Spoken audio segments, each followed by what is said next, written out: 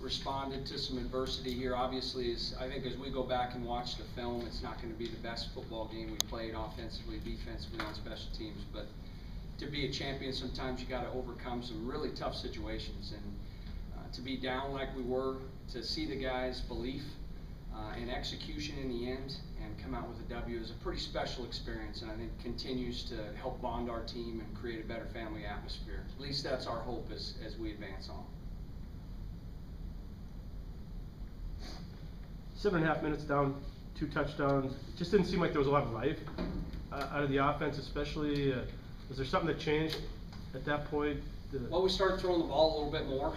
Obviously, on that drive, and we came out with 2 play action passes that we had not shown. The safeties were creeping down in the box, stopping some of the things we were doing in the run game, and one of our offensive assistants, actually Kevin Sanger, suggested the play we came out with first down, and Trent Cummings came out and did a great job of executing it. Jeff Burns catching the pass, and then we come right back and hit another one to Adam on first down, and you know, John Wolf kind of got hot, and I think part of it is John had practiced Wednesday and Thursday and gone walk through Friday, but he's been 2.5 weeks out of competition, so you do get a little bit rusty.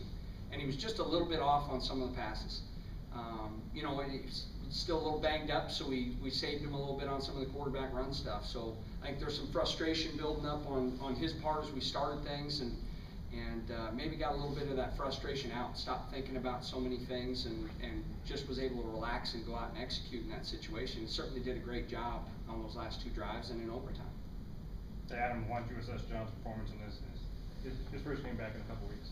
Yeah, he did a heck of a job. You know, missed some throws early, but came back and was just putting it on me all day, and all the receivers. I mean, he did a great job of just sticking in there and making plays with his feet and throwing on target.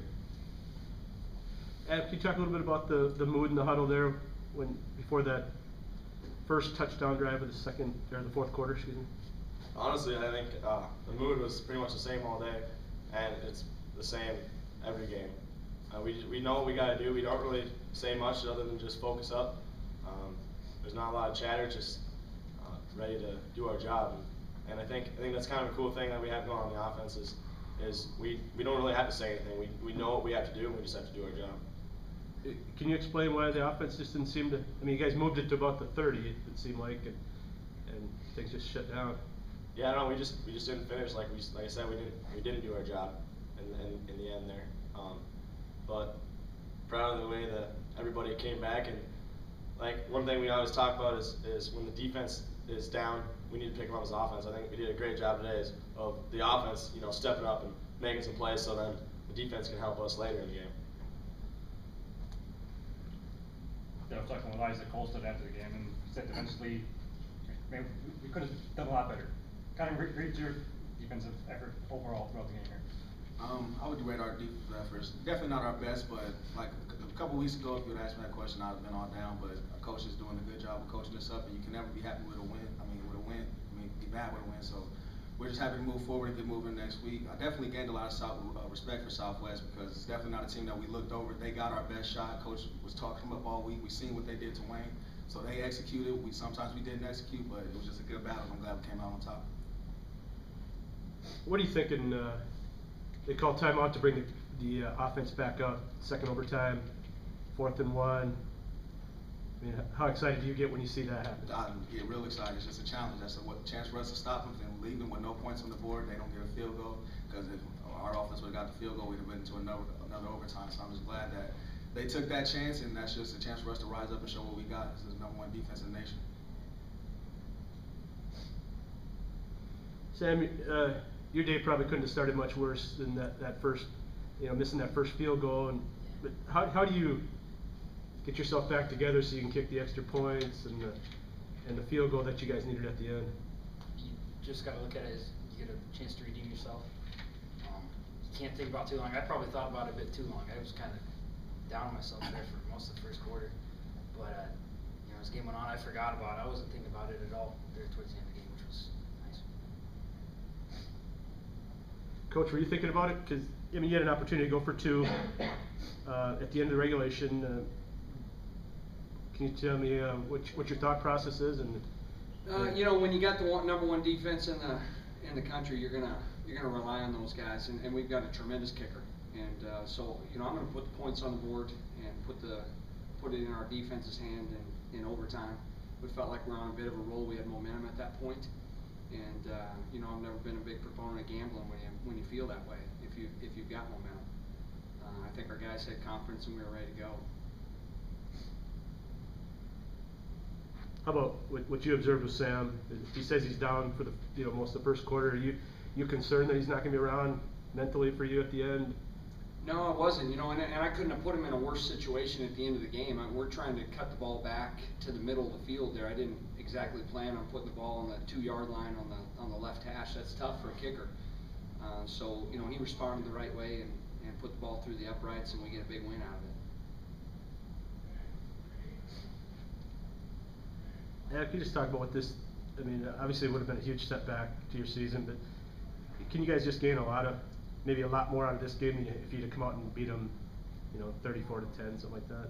Yeah, absolutely. I mean, anytime you win and you can go back and look at the film and correct the mistakes that you made, even though we might not play our best game, we got the W. So I mean, we can now improve on this and get better next week for clean up the mistakes that we made during this game.